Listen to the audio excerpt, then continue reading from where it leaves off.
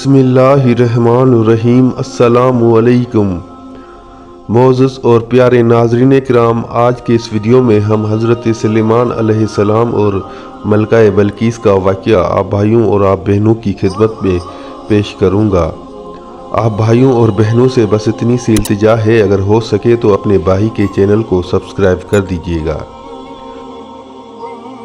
मोअज़्ज़ज़ और प्यारे नाज़रीन किराम, एक मरतबा का जिक्र है कि हज़रत सुलेमान अलैहिस्सलाम अपनी फ़ौज का जायज़ा ले रहे थे। सब ही मौजूद थे सिवाय हुडहुड के। वो उस वक्त मौजूद ना था, जिस पर हज़रत सुलेमान अलैहिस्सलाम ने कहा कि हुडहुड इस वक्त गैर हाजिर है। उसने ऐसा क्यों किया है? अगर उसने अपने गैर हाजिर होने की कोई ख़ास दलील ना दी तो फिर उसे सख्त सज़ा मिलेगी, या फिर उसको सज़ा के तौर पर ज़बह कर दिया जाएगा। हज़रत सुलेमान अलैहिस्सलाम ने हुडहुड की तलाश के लिए उकाब परिंदे को भेजा।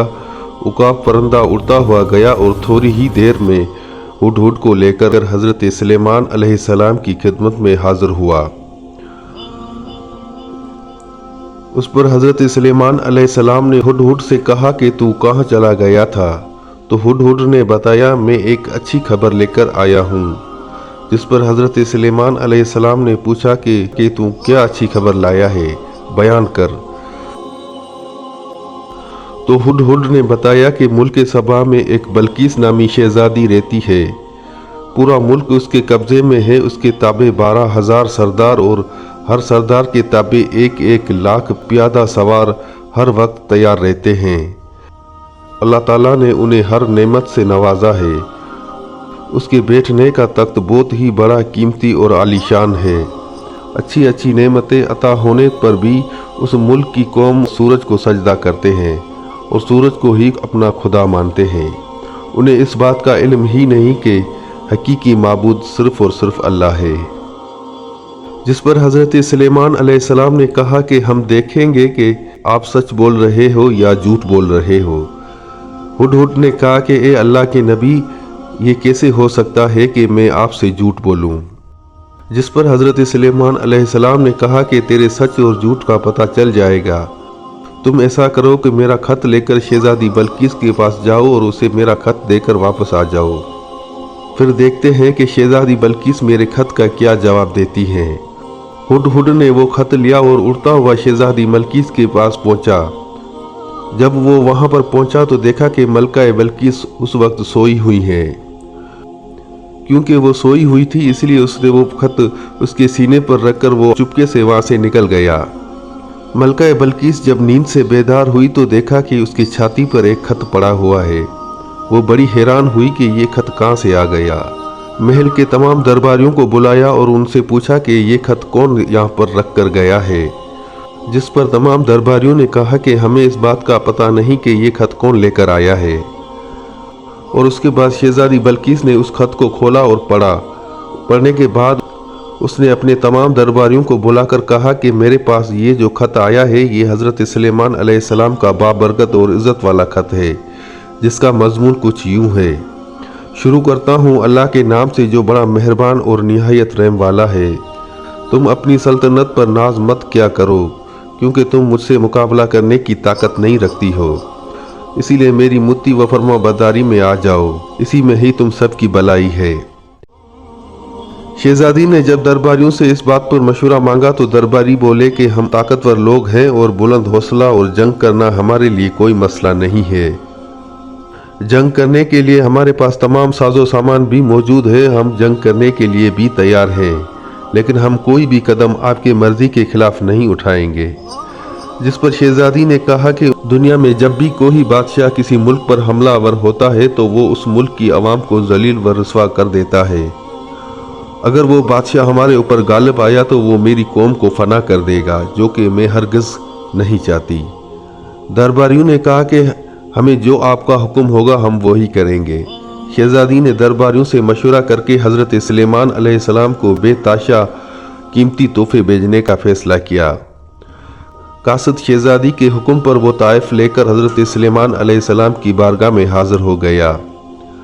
हज़रत सुलेमान अलैहिस्सलाम ने वो ताइफ देखकर कहा कि तुमने और तुम्हारी शहजादी ने मेरे पैगाम का मतलब गलत समझ लिया है।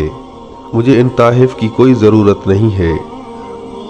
تم یہ تحائف واپس لے جاؤ اور شہزادی سے کہو کہ میرے پیغام کی تعمیل کرو، ورنہ دوسری صورت میں اپنے پورے لشکر کے ساتھ ملک سبا پر حملہ آور ہو جاؤں گا، اور تم لوگوں میں اتنی طاقت نہیں ہے کہ میرا مقابلہ کر سکو۔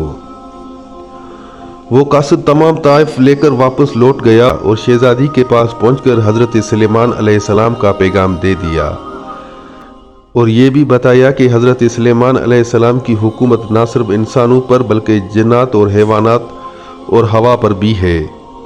یہ باتیں سن کر شہزادی کو اندازہ ہو گیا کہ حضرت سلیمان علیہ السلام سے لڑائی کرنا سراسر گھاٹے کا سودا ہے۔ اپنی ہلاکت کو دعوت دینے سے بہتر ہے کہ وہ اس کی دعوت کو قبول کر لے۔ شہزادی نے حضرت سلیمان علیہ السلام کی خدمت میں حاضر ہونے کے لیے اپنا سفر شروع کر دیا، اور اس کی روانگی کی خبر حضرت سلیمان علیہ السلام کو وحی کے ذریعے ہو گئی تھی۔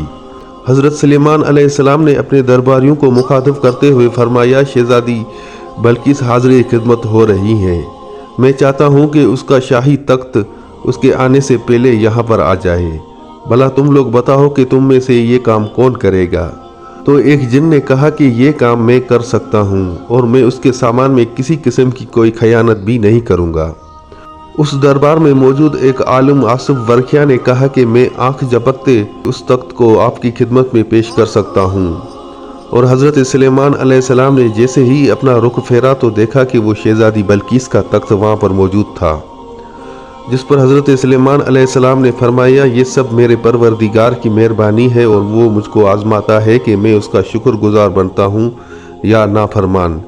بے شک جو شکر گزار ہے اس کا فائدہ ہی فائدہ ہے، اور جو نافرمانی کرے گا اسے سزا ضرور ملے گی۔ حضرت سلیمان علیہ السلام نے اس شہزادی کے تخت میں کچھ تبدیلی کر دی، یہ دیکھنے کے لیے کہ دیکھتے ہیں کہ شہزادی اپنے تخت کو پہچان پاتی ہے یا نہیں۔ جب وہ شہزادی دربار میں آئی تو اس سے حضرت سلیمان علیہ السلام نے کہا کہ کیا تمہارا تخت بھی ایسا ہی ہے؟ جس پر وہ بولی کہ جی ہاں، بالکل ایسا ہی ہے، بلکہ یہ میرا ہی تخت ہے، مجھے آزمانے کی کیا ضرورت ہے؟ میں سمجھتی ہوں کہ حضرت سلیمان علیہ السلام مخص بادشاہ نہیں بلکہ اللہ تعالیٰ کے پیغمبر بھی ہے، اسی لیے میں مطیع و فرمانبردار بن کر آئی ہوں۔ حضرت سلیمان علیہ السلام نے کہا کہ شہزادی محل کے اندر تشریف لے چلیں۔ شہزادی جب محل کے اندر گئی تو اس نے دیکھا کہ اندر پانی ہے۔ دراصل محل کا فرش شیشے کا بنا ہوا تھا، اور شیشے کو اس خوبی سے جوڑا گیا تھا کہ دیکھنے سے یہ گمان ہو رہا تھا کہ پانی میں لہریں آ رہی ہیں۔ شہزادی جب آگے بڑھی اس نے بھی یہی تصور کیا کہ پانی کی لہریں آ رہی ہیں۔ شہزادی نے اپنے دونوں پانچے اس غرض سے اوپر کر لیے کہ وہ پانی میں بھیگ نہ جائے۔ یہ دیکھ کر حضرت سلیمان علیہ السلام نے کہا کہ گھبرائیے نہیں، یہ شیشے کا فرش ہے۔ اس پر شہزادی حیرت زدہ ہوئی اور اسے اپنی کم عقلی پر شرمندگی محسوس ہوئی، اور وہ نادم ہوتے ہوئے بولی کہ افسوس ہے کہ میں نے اپنی زندگی جو گزاری وہ ضائع کی، سورج کی عبادت کر کے کچھ بھی حاصل نہ ہوا، بے شک جس کو دین کی سمجھ لو اسے کچھ نہیں ملا، میں نے سوائے اپنے جان پر ظلم کے اور کچھ نہ کیا۔ اے میرے پروردگار، میں تجھ سے غافل رہی اور سورج کی پوجا کرتی رہی اور اپنے وقت کو برباد کرتی رہی۔ اے میرے مالک، تو میری توبہ کو قبول فرما، میں ایمان لاتی ہوں تجھ پر اور تیرے رسول حضرت سلیمان علیہ السلام پر، اور تیری طرف متوجہ ہوتی ہوں، میری توبہ قبول فرما لے۔ جس کے بعد اس شہزادی کی دعا قبول ہو گئی اور اللہ پاک نے اس کو معاف کر دیا، اور پھر حضرت سلیمان علیہ السلام نے اس شہزادی بلقیس کو اپنے نکاح میں لے لیا۔ ناظرین کرام، یہ تھی آج کی چھوٹی سی ویڈیو۔ امید کرتا ہوں آپ بھائیوں اور بہنوں کو ویڈیو ضرور اچھی لگی ہوگی۔ اگر بھائی کی ویڈیو اچھی لگی تو ایک لائک اور ایک پیارا سا کمنٹ ضرور کر دیجیے گا۔ جزاک اللہ۔